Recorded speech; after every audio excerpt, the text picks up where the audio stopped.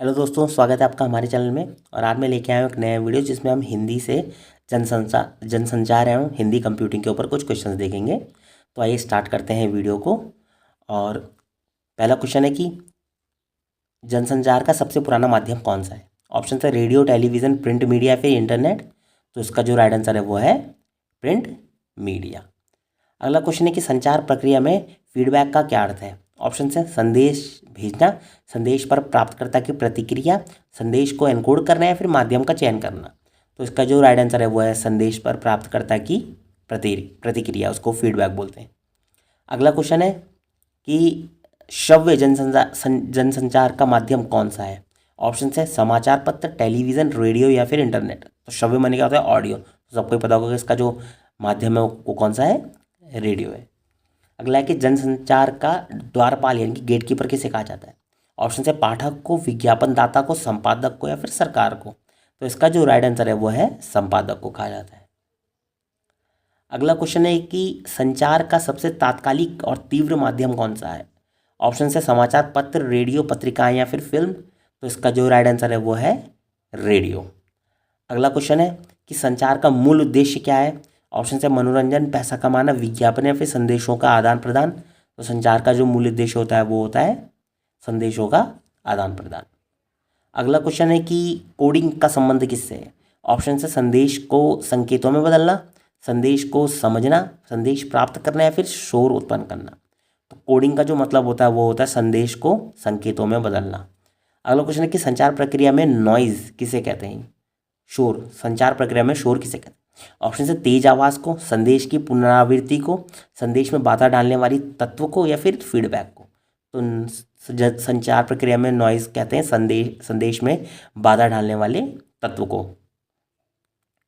अगला क्वेश्चन है कि पब्लिक रिलेशन का मुख्य कार्य क्या है। ऑप्शन है केवल विज्ञापन छापना, सरकारी नीतियों का विरोध करना, संस्था और जनता के बीच अच्छे संबंध स्थापित करना या फिर सिनेमा बनाना। तो पब्लिक रिलेशन का मतलब ये है कि संस्था और जनता के बीच अच्छे संबंध स्थापित करना।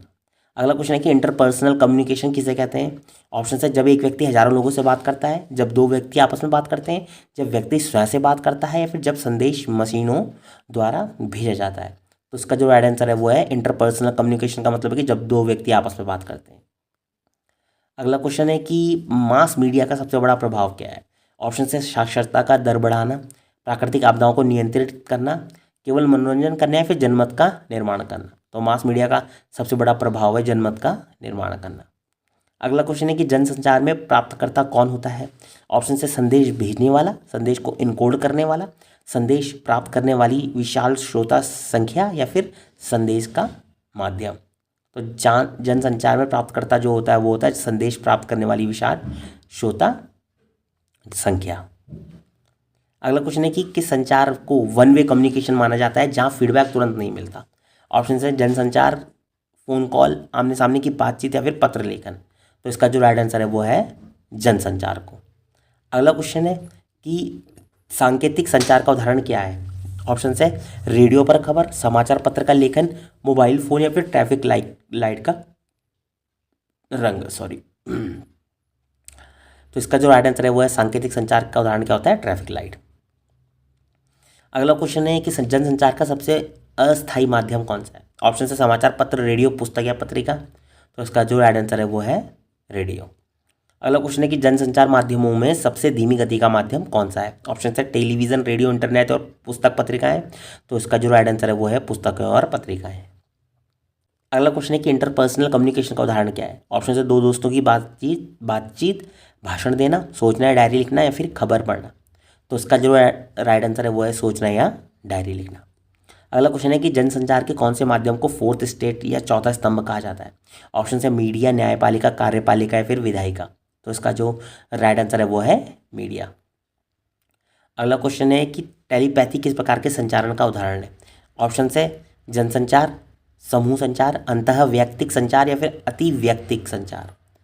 तो उसका जो राइट आंसर है वो है अंतःवैयक्तिक संचार यानी कि इंट्रापर्सनल कम्युनिकेशन। अगला क्वेश्चन है कि जनसंचार की प्रक्रिया में चैनल किसे कहते हैं। ऑप्शन है संदेश भेजने वाले को या फिर वह माध्यम जिसके द्वारा संदेश भेजा जाता है, संदेश का स्रोत या फिर संदेश का विषय।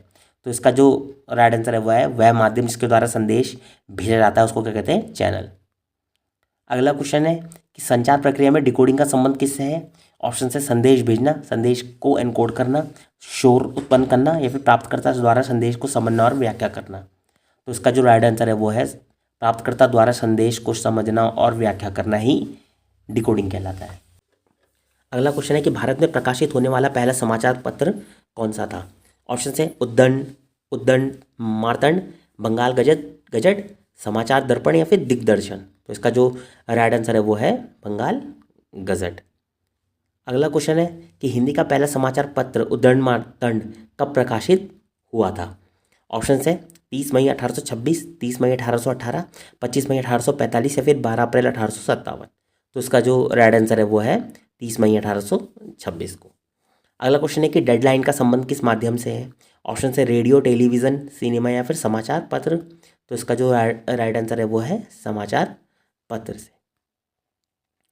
अगला क्वेश्चन है कि समाचार लेखन की उल्टा पिरामिड शैली में सबसे महत्वपूर्ण भाग कहाँ रखा जाता है? ऑप्शन है अंत में, बीच में, कहीं भी या फिर शुरुआत में। तो इसका जो राइट आंसर है वो है शुरुआत में। अगला क्वेश्चन है कि समाचार के ककार यानी कि 6 जो केज है में कौन सा शामिल नहीं है? ऑप्शन है क्या, कब, क्यों या फिर कल।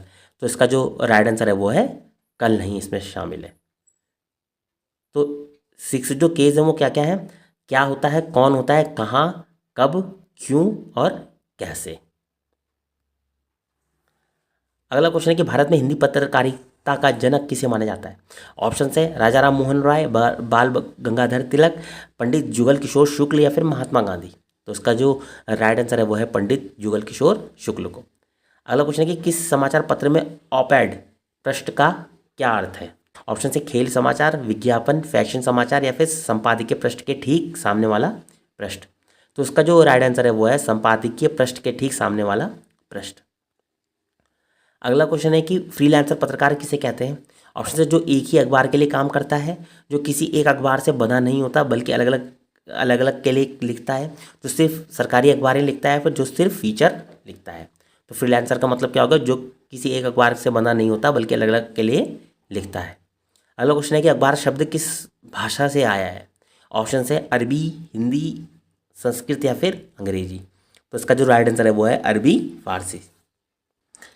अगला क्वेश्चन है कि टैबलॉइड अखबार का आकार कैसा होता है? ऑप्शन है बहुत बड़ा, गोल, वर्गाकार या फिर सामान्य से छोटा। तो इसका जो राइट आंसर है वो है सामान्य से छोटा। अगला क्वेश्चन है कि भारत में पहली बार किस भारतीय भाषा में मुद्रण हुआ? ऑप्शन है हिंदी, तमिल, मराठी या फिर संस्कृत। तो इसका जो राइट आंसर है वो है तमिल में। अगला क्वेश्चन है कि काट छांट और परिमार्जन का संबंध पत्रकारिता के किस चरण से है? ऑप्शन है संकलन से, संपादन से, मुद्रण से या फिर वितरण से। तो इसका जो राइट आंसर है वो है संपादन से। अगला क्वेश्चन है कि रेडियो का आविष्कार किसने किया था? ऑप्शन है Thomas Alva Edison, Alexander Graham Bell, G Marconi या फिर जॉन लॉगी बेयर ने। रेडियो का जो आविष्कार किया था वो किसने किया था? जी मार्कोनी ने। अगला क्वेश्चन है कि भारत में रेडियो प्रसारण की शुरुआत किस वर्ष हुई थी? ऑप्शन है 1918, 23, 27 या 36। तो रेडियो की प्रसारण की जो शुरुआत हुई थी वो हुई थी 1927 में।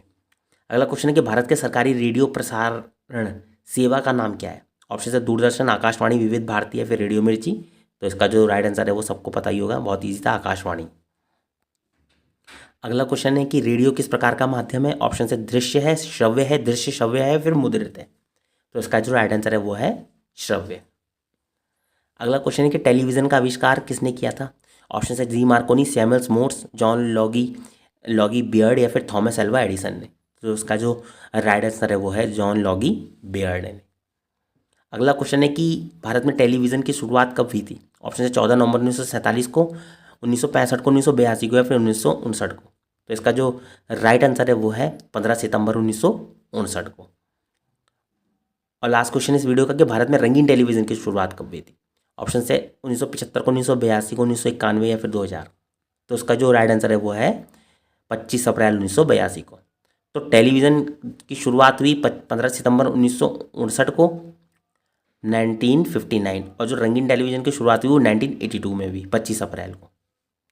तो दोस्तों ये थे हमारे कुछ क्वेश्चंस जनसंचार और हिंदी कंप्यूटिंग के ऊपर। अगर आपको वीडियो पसंद आई हो तो आप इसे लाइक शेयर, चैनल को सब्सक्राइब जरूर कीजिएगा। बाकी मिलते हैं अगले वीडियो में, तब तक के लिए बाय बाय।